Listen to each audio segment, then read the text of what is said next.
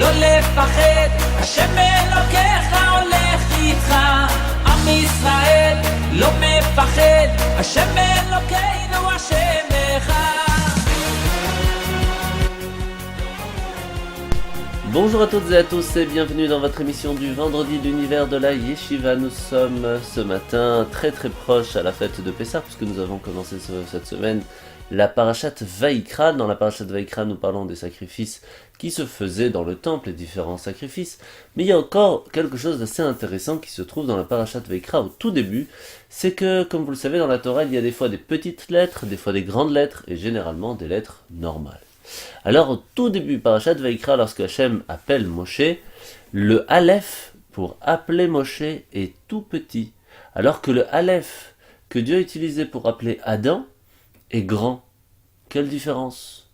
La Torah nous apprend que Moshe Rabbeinu est notre chef, notre maître, notre luminaire, et cela encore jusqu'à aujourd'hui à travers tous les âges de l'histoire, et pourtant le reflet de Moshe, de Moïse, c'est qu'à chaque génération, jusqu'à la fin des temps, il nous apprend l'humilité. L'humilité, c'était la vertu de Moshe par excellence. La question, c'est que veut dire l'humilité? Alors, pour apprendre de notre grand maître Moshe ce que veut dire l'humilité, nous avons avec nous le Rav Raphaël Halimi, qui va se faire un plaisir de nous expliquer tout cela. Shalom Uvracha, bienvenue à tous dans notre rubrique Vision chassidique de la paracha de la semaine. Cette semaine, nous entamons un nouveau sefer, un nouveau livre parmi les 5 livres de la Torah, le 3e livre de Vaïkra. Vaïkra qui veut dire appeler. Akadosh Baruch Hu Hashem fait appel à Moshe afin d'exercer enfin les services divins dans le saint sanctuaire, dans le tabernacle, le Mishkan, et également dans le 1er et le 2e temple qui vont lui succéder. Et effectivement, dans le dernier Sefer, le Sefer Shemot, que nous avons conclu la semaine dernière, eh bien, nous avons parlé essentiellement de la constitution, de la construction du Mishkan, les matériaux, les outils, les prélèvements différents. Maintenant, cette semaine, nous entamons enfin le service essentiel qui sera exercé dans ce saint sanctuaire. Alors, ce qui est intéressant de remarquer, c'est que dans le rouleau de la Torah, le mot Vaïkra, Vaïkra el Moshe, Dieu appela Moshe, eh bien le mot de Vaïkra est fait d'un Vav, un Yud, un Kouf, un Resh et enfin un Aleph, qui est donc la dernière lettre de conjugaison. Et cette lettre est étrangement petite dans le rouleau de la Torah, alors que toutes les lettres, de manière générale, sont des lettres médianes, de taille en général commune l'une à l'autre, mais il y a quelquefois des lettres qui se différencient d'autres lettres de la Torah, certaines plus grandes, certaines plus petites. Et en l'occurrence, dans notre paracha, Vaïkra est écrite avec une petite lettre, avec un petit Aleph, un Aleph Zeira, comme il est dit. Nous pouvons remarquer cette particularité également dans le mot Adam, l'homme, le premier être humain. Dans le Divrei Hayamim, le mot Adam est constitué également d'un Aleph, d'un Dalet et d'un Mem, et le Aleph dans cette fameuse partie de la Torah est écrite avec un grand Aleph, un Aleph Rabati. Donc Adam avec un grand Aleph, la seule et dernière fois dans la Torah, et Moshe également qui reçoit donc la transmission de Akadosh Baruch Hu. Eh bien le Vaïkra de Moshe, le mot Vaïkra qui veut dire il a appelé, est fait également d'un Aleph, mais cette fois-ci petit. Comme vous le savez, le Aleph est une lettre particulière. Aleph qui n'est pas anodin, puisque le mot Aleph veut dire également Alouf. Et Alouf fait référence à la grandeur et à l'immensité du Créateur. Également, le mot Aleph, qui veut dire, dans son étymologie numérique, 1, eh bien, Aleph qui est constitué, le mot Aleph est constitué de 3 mots, puisque c'est un Aleph, un Lamed et un Fé-Sophite. Eh bien, en tout, Aleph, Lamed et Fé-Sophite, ça nous donne la valeur numérique de 111, 1, 1 et 1. Pour nous dire également qu'Akadosh Baruch Hu a une sorte de force qu'il transmet à travers la Torah et à travers le Ham Israël. C'est la raison pour laquelle nos sages diront que Hachem, la Torah et le peuple juif ne sont qu'un. Ça fait partie du seul Aleph. Mais ce seul Aleph s'exprime à travers 3 énergies différentes. L'essence de Dieu, Israël, son peuple élu, et enfin la Torah, sa sagesse, sa science divine qui descend dans les mondes. Comme nous l'avons dit, la majeure partie des lettres de la Torah sont des lettres médianes égales l'une à l'autre. Mais si Vaïkra El Moshe, le Aleph de Vaïkra et le Aleph de Adam sont différentes, c'est qu'il y a ici un enseignement très particulier à en tirer. Pour le Aleph de Adam, il est facile à comprendre la raison pour laquelle le Aleph du mot Adam est grand.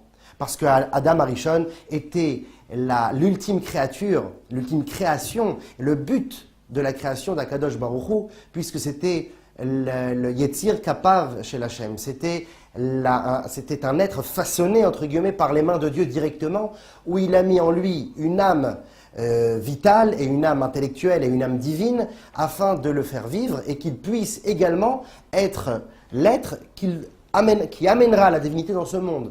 Donc il a une place particulière, c'est comme si on pourrait dire c'est un partenaire de Dieu. Il est le copilote dans ce grand avion qui est l'univers, il est le copilote du commandant de bord d'Akadosh Baruch Hu, et c'est cela un grand mérite qu'a l'être humain, à lui ou pas d'utiliser ses capacités.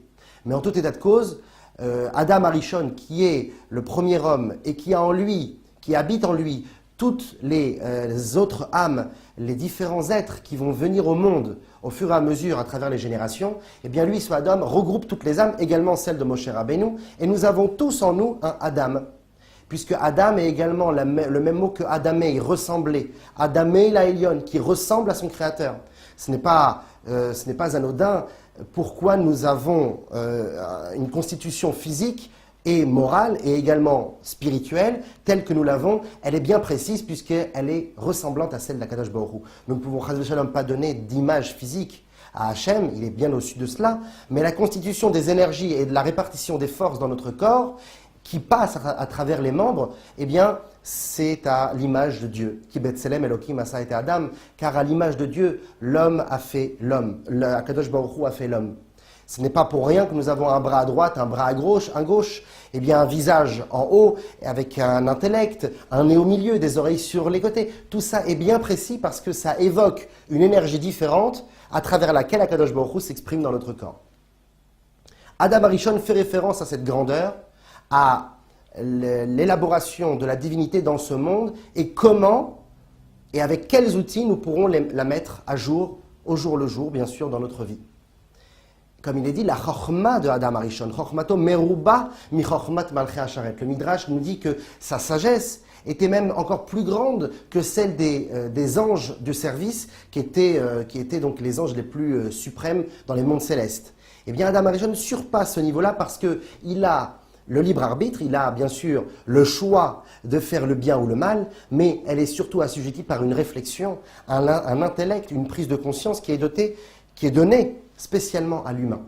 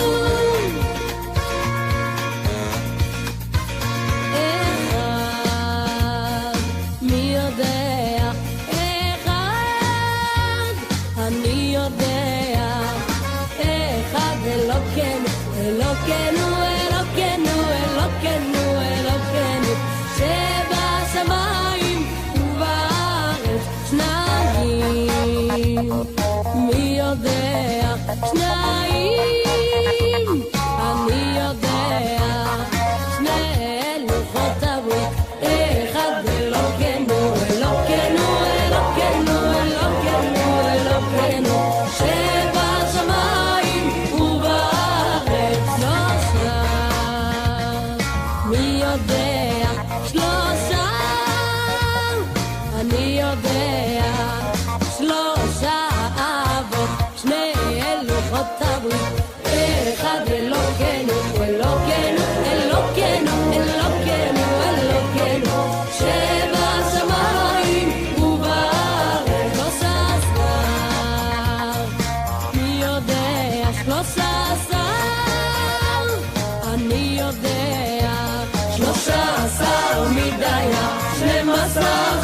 שריה, 11 כוכביה, 10 דבריה, יישאר חלדה, 8 ימי מילה, 7 ימי סבתא, 6 סדרי משנה, 5 חומשי תורה, 4 אמהות, 13 אבות, 2 לוחות הברית, 1 אלוקינו, אלוקינו, אלוקינו, אלוקינו, אלוקינו, 7 שמיים ובארץ.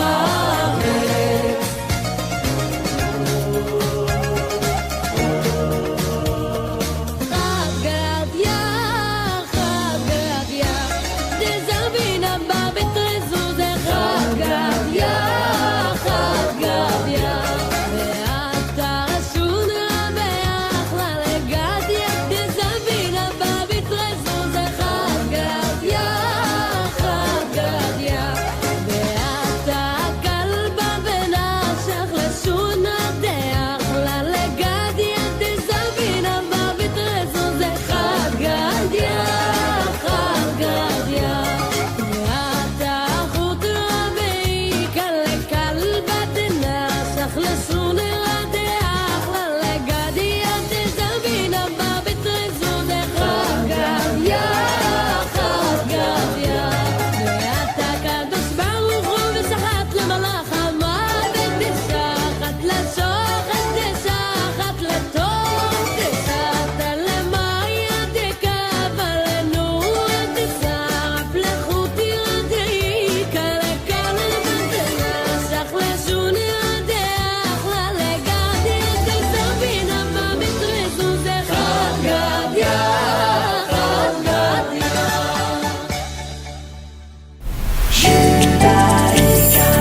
Retrouvez-nous sur radiojudaïka.be.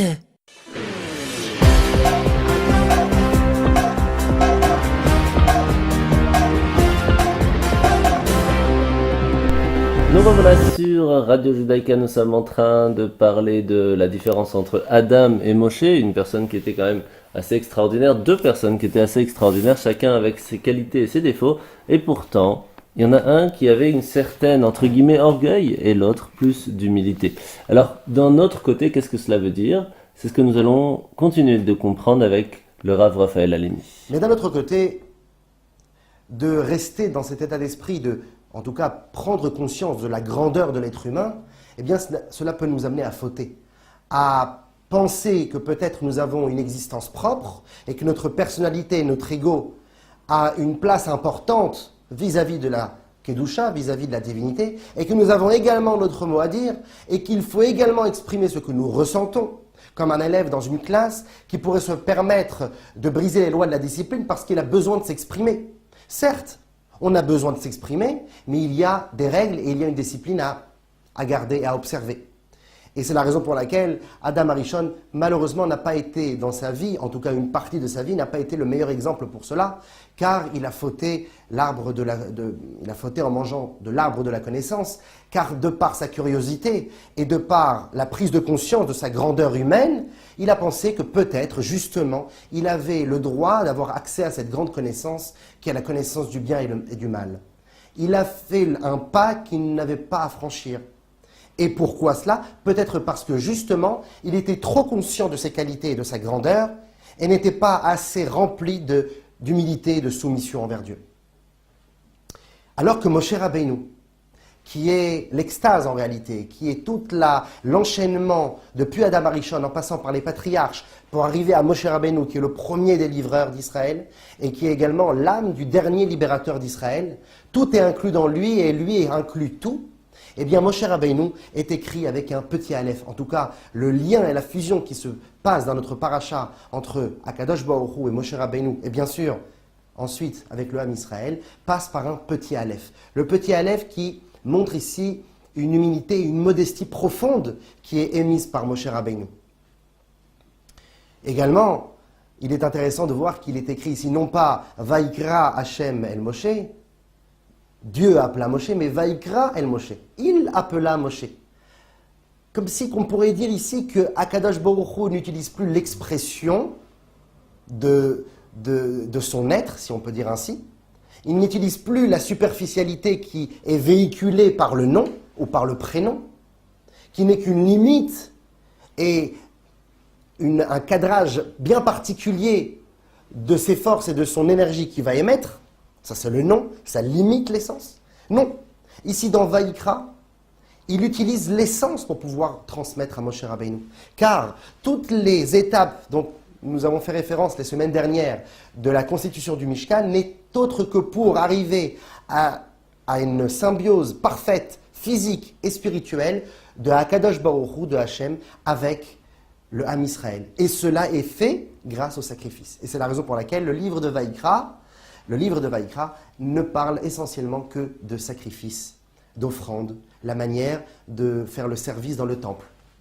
Car ici, la symbiose qui se crée entre Hachem et le Ham Israël, et bien sûr qui passe par Moshe, est totalement et particulièrement spéciale parce qu'elle est le fruit de tout le lien que nous allons avoir avec Akadosh Baruch Hu jusqu'à la fin de nos générations. Cela passe par le service divin dans le temple.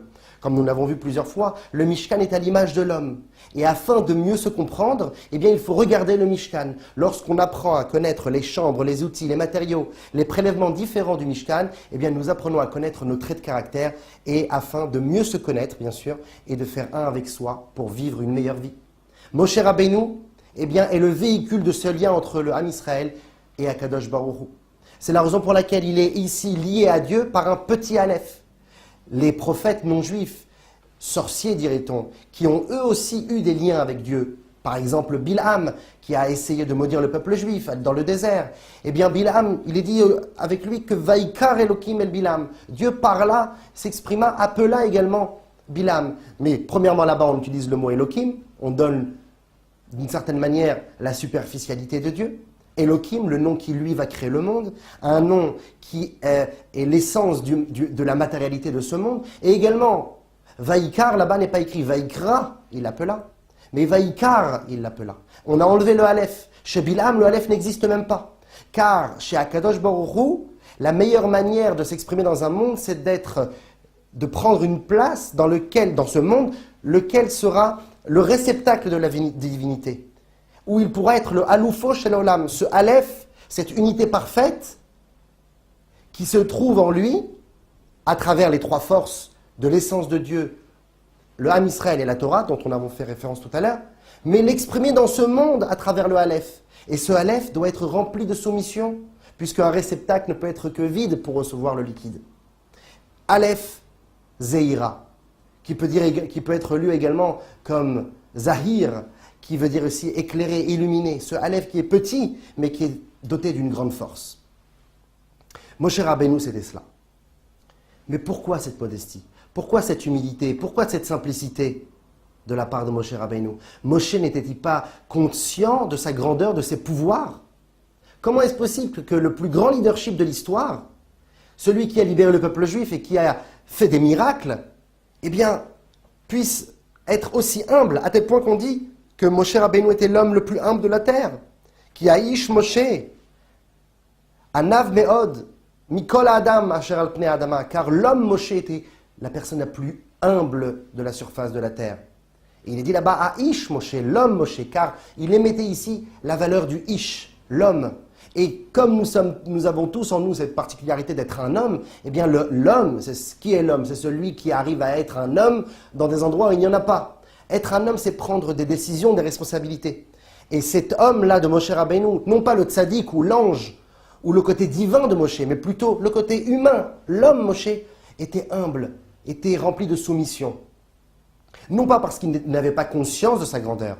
Il disait tout simplement que si Dieu avait donné cet héritage, ce cadeau, ces forces à quelqu'un d'autre que lui, eh bien certainement qu'on aurait fait mieux que lui. Moshe Rabbeinu savait que c'était seulement un héritage, un cadeau, un don de Dieu. Et que ce don pouvait être élevé de plus en plus. Est-ce que lui, Moshe Rabbeinu, avait réussi à franchir toutes les étapes afin de véritablement être le véhicule de ces forces que Dieu lui donna? Eh bien, dans cela, il avait l'humilité de dire peut-être, mais j'en suis sûr que quelqu'un d'autre aurait mieux fait que moi s'il avait eu ces forces-là. Si la Torah nous donne Adam Arishon étant ici véhiculé par la grandeur, Adam El Haïlion ressemblant au Créateur, et Moshe Rabbeinu qui est la petitesse, non pas la petitesse négative, mais la soumission et l'humilité positive. Si la Torah nous parle de ces deux personnages, c'est qu'il y a bien un enseignement à prendre des deux. Un homme, le Zohar nous dit, un homme est habité par le reflet de l'âme de Moshe et le reflet de l'âme de Adam. Adam fera référence à l'âme vitale qui habite tout homme, et Moshe Rabbeinu fera référence à l'âme spirituelle, l'âme divine qui habite chaque homme. Eh bien, un homme doit savoir et doit pouvoir émettre ces deux forces en lui. Non pas être constamment soumis, car cela ne pourra que l'amener à ne plus prendre conscience de ses qualités, et mettra en avant plus ses défauts et sa bassesse, mais non pas non plus, de l'autre côté, être trop extravagant avec sa personnalité et ses capacités. Il faut savoir connaître le juste milieu. Être une montagne, mais petite, comme le mont Sinaï. Non pas un fossé, une montagne, mais petite. Une montagne soumise. C'est le but de tout homme, d'être en même temps le Adam et la Elyon, ressemblant au Créateur, doté d'une réflexion, d'une intelligence dont les animaux et les autres êtres vivants n'ont pas. De pouvoir avoir des émotions que seul l'homme peut avoir. D'arriver à un niveau d'élever la matière vers Akadosh Baruch Hu, d'être, comme on l'a dit, le partenaire d'Hachem, mais en même temps toujours doté d'un dévouement profond qui symbolise l'humilité et la simplicité d'un homme. Ne pas attraper la grosse tête, faire tout ça dans la modestie la plus suprême. Des grandes choses, des grandes actions, des grands agissements dans des petits réceptacles brillants d'humilité. Ça, c'est le but de tout homme. Shabbat Shalom.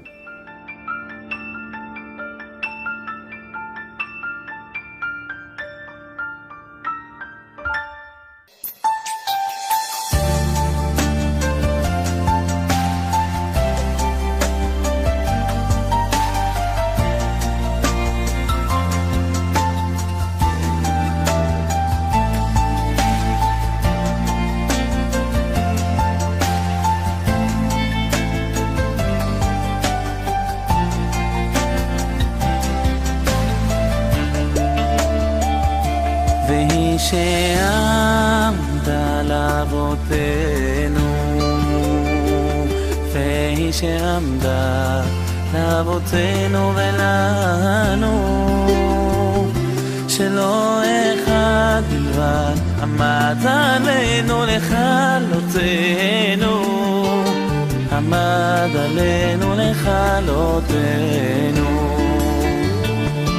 והיא שעמדה לאבותינו, והיא שעמדה לאבותינו ולנו, שלא אחד בלבד עמד עלינו לכלותנו, עמד עלינו לכלותנו,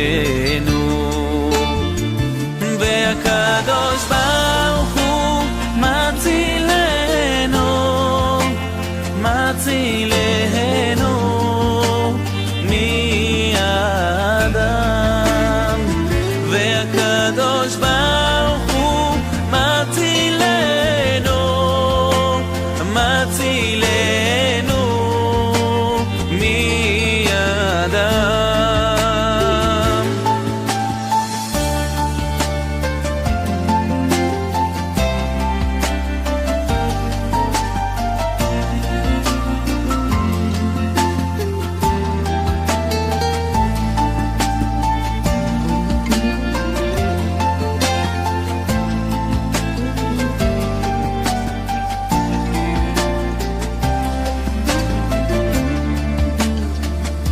והיא שעמדה לאבותינו, והיא שעמדה לאבותינו ולנו, שלא אחד בלבד עמד עלינו לכלותנו, עמד עלינו לכלותנו, והיא שעמדה לאבותינו, והיא שעמדה לאבותינו ולנו, שלא אחד בלבד עמד עלינו לכלותנו, עמד עלינו לכלותנו, והקדוש ברוך הוא מצילנו, מצילנו מידם, והקדוש ברוך הוא מצילנו, מצילנו מידם. שלא אחד בלבד עמד עלינו לכלותנו, לכלותנו, והקדוש ברוך הוא מצילנו, והקדוש ברוך הוא מצילנו מידם.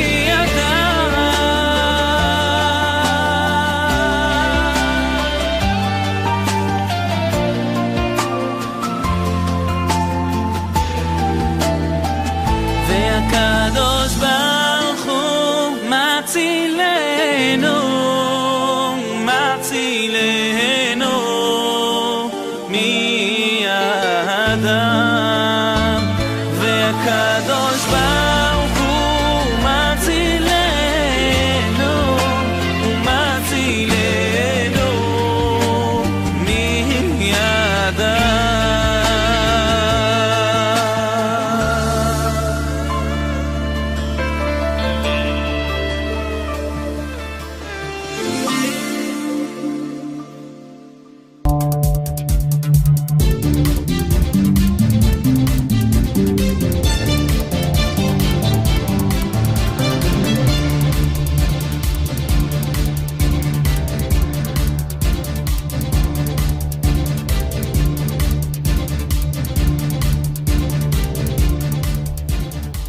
Alors il faut savoir que nous sommes aujourd'hui à un jour très important, l'anniversaire juif.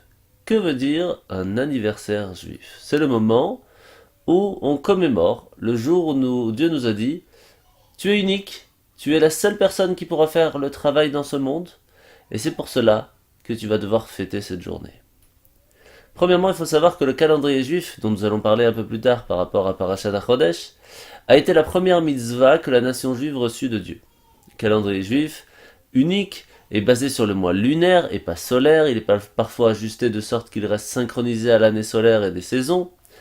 Et d'année en année, une date du calendrier juif fluctue par rapport à un ou d'autres systèmes de calendrier, mais restera toujours à proximité de sa date. Alors, maintenant, l'anniversaire juif a une double signification. La première, selon la tradition juive, le mazal, la bonne fortune, le destin, est dominant le jour de notre anniversaire. Et numéro 2, en tant que nation, on célèbre les dates lors desquelles on est survenu des événements particuliers qui ont affecté notre destin. Appelées fêtes, en tant qu'individu, on célèbre les dates qui ont une signification personnelle, comme par exemple la date du mariage, etc. Alors quoi de plus important que notre naissance? C'est le moment où le Créateur nous a dit « Voici, je te donne un corps, je te donne une âme, je te donne une mission divine, j'ai une confiance absolue en ta capacité à la réussir pour moi. » Et c'est pour cela qu'en 1988, le rabbi Menachem Mendel Schneerson de mémoire bénie a lancé une campagne de l'anniversaire juif. Il nous a engagés à mettre à profit ce maximum, ce jour si particulier dans notre vie. Une journée pour réaffirmer la mission que Dieu nous a confiée en s'améliorant, en se sanctifiant nous-mêmes et le monde bien sûr qui nous entoure. Et c'est pour cela qu'on doit célébrer notre anniversaire juif de façon assez spéciale. Alors comment faire? Il y a plusieurs choses. Premièrement, pour les hommes, on s'efforce d'être appelé à la Torah le Shabbat qui précède l'anniversaire, et le cas échéant, le jour même. Deuxièmement, on augmente les dons à la charité avant la prière du matin, de Mincha de l'après-midi. On donne à la charité, on donne aux pauvres ce jour-là. Si l'anniversaire tombe à Shabbat ou un jour de fête, on mettra l'argent à la veille. Troisièmement, on augmente la ferveur dans la prière. On essaye de réfléchir à la grandeur de Dieu, on essaye de réciter si possible des psaumes de David, au moins un des 5 livres.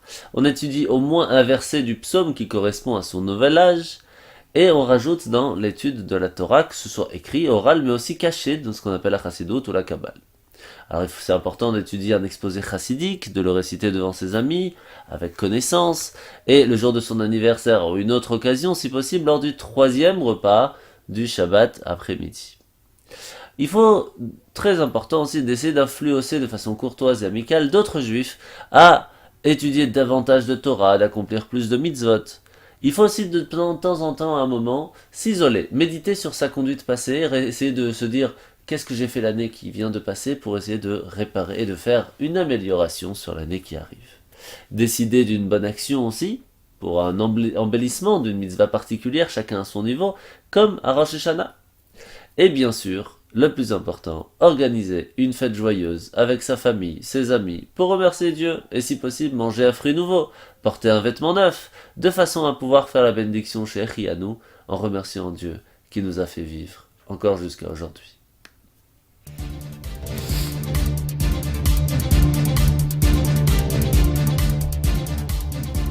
Pessah arrive, mais est-ce qu'on adore Pessah? Bien sûr qu'on adore Pessah, le Seder de Pessah, nous sommes en famille, nous racontons la Haggadah. Mais il y a quand même quelque chose d'assez difficile à Pessah, c'est ce qu'on déteste, le nettoyage de Pessah. Alors, d'un côté, Pessah concerne la liberté spirituelle, le dépassement des limites personnelles, mais qu'est-ce que le ménage peut avoir avec tout cela? Alors pour réponse, il faut savoir que dans le nettoyage de Pessah, on apprend quelque chose de très important. Premièrement, il faut savoir que quelles sont les parties les plus difficiles à nettoyer dans la maison? Quelles sont les zones qui accumulent le plus de déchets? Eh bien, on pourrait penser que ce sont les zones les plus fréquentées. Là où il y a le plus de circulation, c'est là où on mange, c'est là où ça peut arriver. Et pourtant, c'est pas le cas. C'est tout le contraire. Les pièces les plus désordonnées de la maison, ce sont celles où on n'habite pas. Une pièce en plus, une armoire inutilisée, un garage négligé, c'est ça les coins les plus encombrés, les plus poussiéreux, les plus désordonnés de la maison. Plus c'est désert, plus c'est vide, plus ça accumule du désordre. Si on ne remplit pas une pièce des choses utiles, elle devient la décharge de toutes les bricoles qui n'ont pas de place nulle part. L'espace vide ne reste pas vide, très longtemps il amasse la poussière et même encore plus. La vie, ça fonctionne exactement de la même façon. Un esprit qui reste inactif, c'est un terrain fertile pour les soucis, pour les peurs inutiles, pour les galères, etc. C'est quand on n'a pas sur quoi penser qu'on commence à se sentir déprimé, malheureux de notre sort, etc. C'est pour cela que les personnes les plus dangereuses sont celles qui n'ont pas de connaissances, qui s'ennuient, qui n'ont rien de quoi réfléchir. Quand on n'a rien de mieux à faire, eh bien directement on fait des bêtises. Lorsqu'on est occupé par contre, on est beaucoup moins susceptible d'avoir des ennuis. Comme nous a dit un grand maître chassidique, je ne m'attends pas à ce que mes disciples ne pêchent pas, parce qu'ils sont trop vertueux pour pécher. Je m'attends à ce qu'ils ne pêchent pas, parce qu'ils sont trop occupés à faire des bonnes choses. Donc lorsque vous allez commencer à nettoyer la maison pour Pessah, faut essayer de méditer sur la pagaille des coins vides.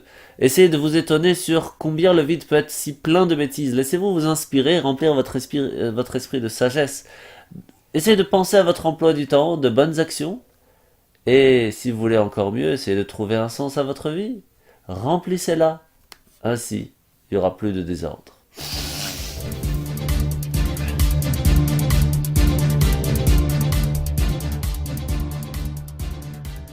La fête de Pessah arrive extrêmement rapidement, c'est pour cela qu'il vous faut faire la vente de Hametz. Les actes de procuration de Hametz se trouvent un peu partout dans la ville. Vous pouvez appeler votre rave, votre rabbin, pour pouvoir faire cet acte de procuration qui vous permettra de ne pas avoir de Hametz en votre possession, ce qui est tout à fait interdit pendant les 7 jours de Pessah, à savoir que manger du Hametz à Pessah, c'est comme manger à Kippour, donc faites attention à cela. C'est pour cela que vous pouvez aller sur Facebook, vous trouverez aussi un lien si vous avez besoin de quoi que ce soit comme aide pour la fête de Pessah. N'hésitez pas à nous appeler au 0484 969 303.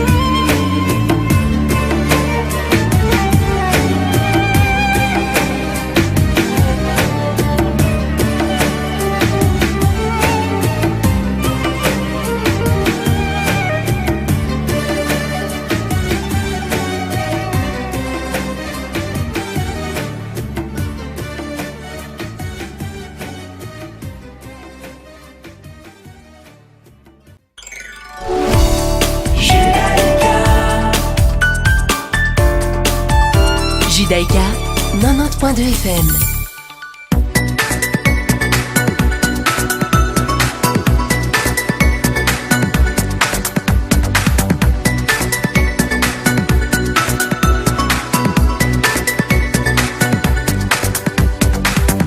Parashat Vaïkra, nous sommes dans la paracha aujourd'hui. Dieu s'adresse à Moshe dans la tente d'assignation pour lui communiquer les lois qui régissent les offrandes apportées au sanctuaire. Alors il y a l'holocauste, le hola, qui après son abattage, il est entièrement consumé sur l'autel, c'est une odeur agréable à Dieu.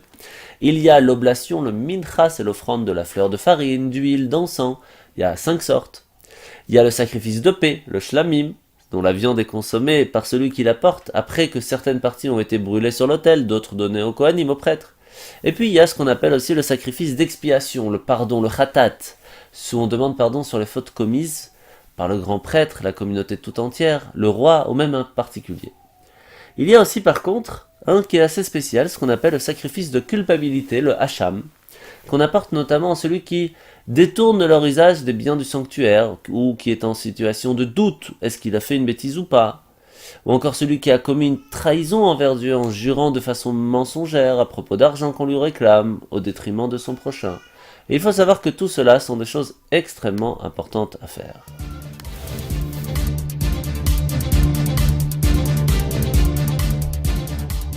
Passons maintenant à la parashat Achodesh. Ce Shabbat, nous sommes la 4e partie des 4 parachiotes qui sont très importantes à connaître, à écouter, à entendre et surtout à étudier. Nous avons parlé de la vache rousse la semaine dernière, nous avons parlé juste avant Purim de se rappeler de Amalek, on a parlé de pas mal de choses, mais là aujourd'hui, nous allons parler de parashat Achodesh. Ce Shabbat, c'est celui qui précède ou qui tombe le premier Nissan, comme cette année par exemple. On lit la section de Achodesh. Donc pas seulement de Rosh Chodesh, mais aussi de Achodesh. C'est quoi la différence? Le jour de Rosh Chodesh, c'est le jour où un nouveau mois arrive. Mais qui nous a permis de savoir que le mois tombe ce jour-là? En fait, lorsque nous sommes sortis d'Égypte, quand nous avons reçu la Torah, la première chose qu'Hachem nous dit, sache qu'il faut aligner un calendrier juif basé sur la nouvelle lune et de façon mensuelle. Et considérer que le mois de Nissan, c'est la tête des mois. Le mois où on est sorti d'Égypte, le mois de Pessah. Et donc c'est à ce moment-là qu'on a été ordonné de faire le sacrifice de Pessah, de le consommer avec de la matzah, des herbes amères, de s'abstenir de tout le vin pendant 7 jours. Et si on n'avait pas de calendrier, on ne pourrait pas savoir comment faire les fêtes.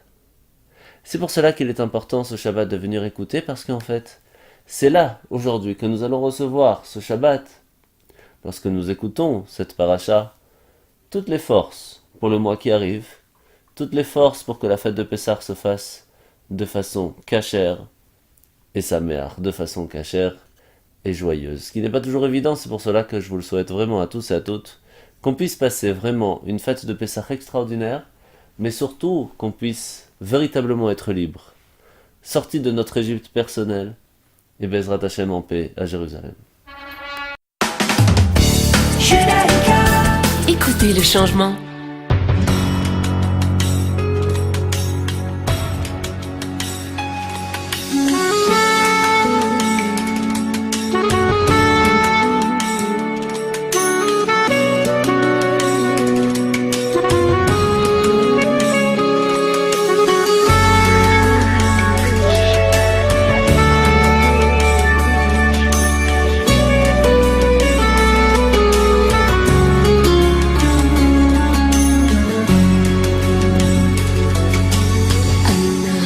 בבל, שם ישבנו גם בכינו בזוכרנו את ציון, על ערבים בתוכה תלינו כנורותינו, כי שם שלונו שובנו דברי שיר ותוללנו שמחה.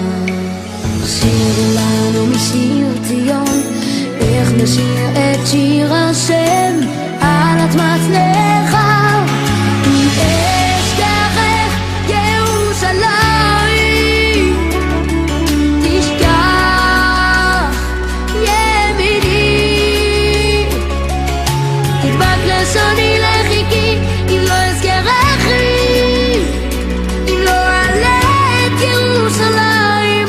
שמחה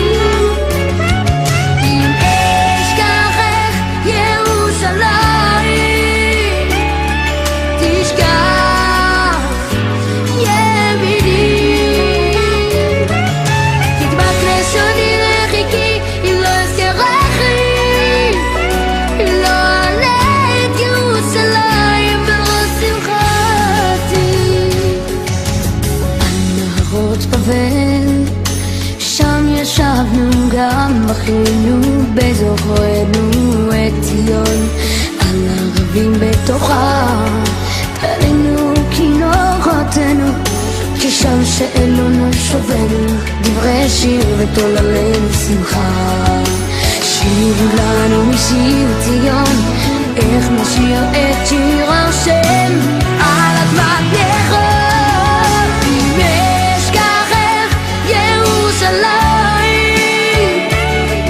תשכח ימיני תדבק לשוני לחיכי אם לא אזכרכי אם לא אעלה את ירושלים על ראש שמחתי אם אשכחך ירושלים תשכח ימיני תדבק לשוני לחיכי אם לא אזכרכי אם לא אעלה את ירושלים על ראש שמחתי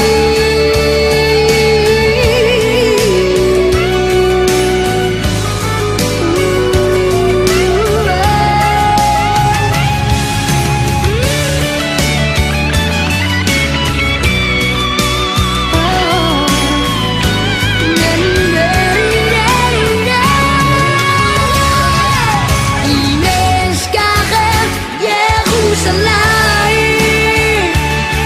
תשכח ימיני תדבק לשוני לחיכי אם לא אזכרכי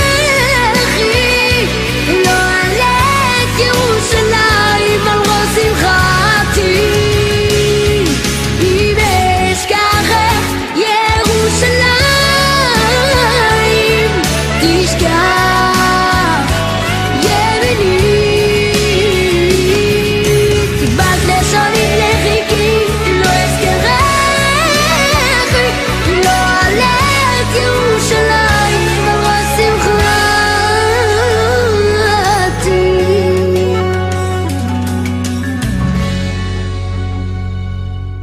La fête de Pessah arrive extrêmement rapidement, c'est pour cela qu'il vous faut faire la vente de Hametz. Les actes de procuration de Hametz se trouvent un peu partout dans la ville. Vous pouvez appeler votre rav, votre rabbin, pour pouvoir faire cet acte de procuration qui vous permettra de ne pas avoir de Hametz en votre possession, ce qui est tout à fait interdit pendant les 7 jours de Pessah, à savoir que manger du Hametz à Pessah, c'est comme manger à Kippour, donc faites attention à cela. C'est pour cela que vous pouvez aller sur Facebook, vous trouverez aussi un lien si vous avez besoin de quoi que ce soit comme aide pour la fête de Pessah. N'hésitez pas à nous appeler au 0484 969 303.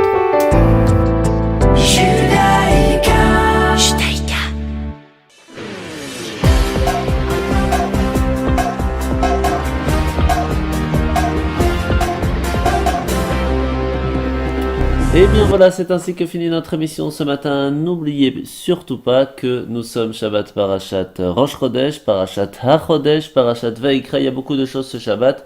C'est le 1er Nissan, le début du premier mois des fêtes, de la fête de Pessah. Et ce soir, nous allumerons les bougies à 18h30. Shabbat se finira à 19h40, donc soyez présents, soyez avec nous, n'oubliez pas de venir à l'heure si vous voulez pouvoir repartir à l'heure, parce que tout simplement ça va être un petit peu plus long ce Shabbat. Il y a aussi le Hallel, si vous voulez prendre des forces, plein de brachot, plein de bénédictions pour ce Shabbat extraordinaire, et avoir des forces pour la fête de Pessah, pour s'y préparer de façon cachère, Pessah et Sameach. Alors venez Bezrat Hashem, nous serons comme d'habitude à la Yeshiva, 19h le soir, 10h le matin, et Bezrat Hashem, très très rapidement avec la sortie d'Égypte et le Seder de Pessah qui arrive très rapidement. À bientôt, Shabbat Shalom. עם ישראל, לא לפחד, השם אלוקיך הולך איתך. עם ישראל, לא מפחד, השם אלוקינו השם אחד.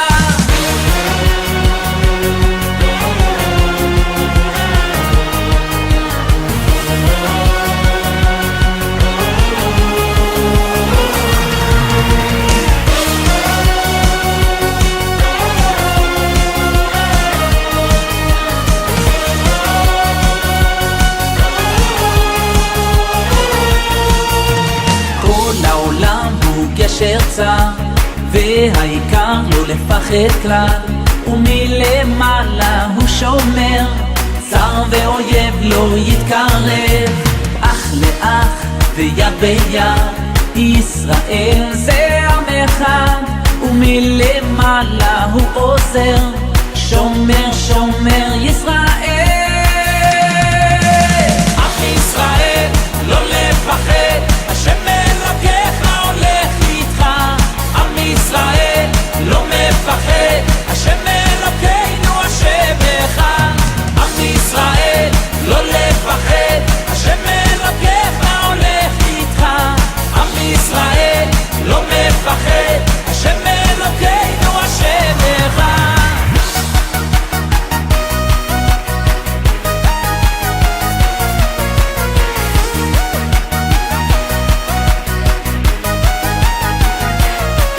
כל העולם הוא גשר צר, והעיקר לא לפחד כלל, ומלמעלה הוא שומר, צר ואויב לא יתקרב, אח לאח ויד ביד, ישראל זה עם אחד, ומלמעלה הוא עוזר, שומר שומר ישראל. עם ישראל לא לפחד, השם אלוקיך הולך איתך.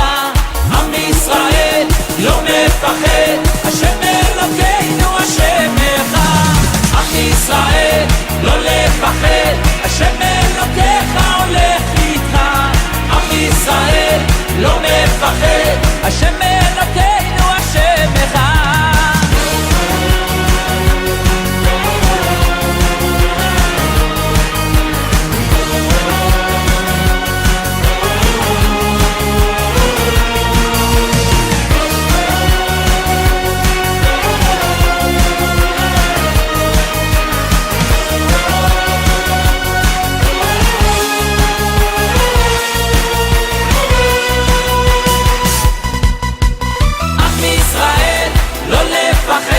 השם אלוקיך הולך איתך. עם ישראל לא מפחד, השם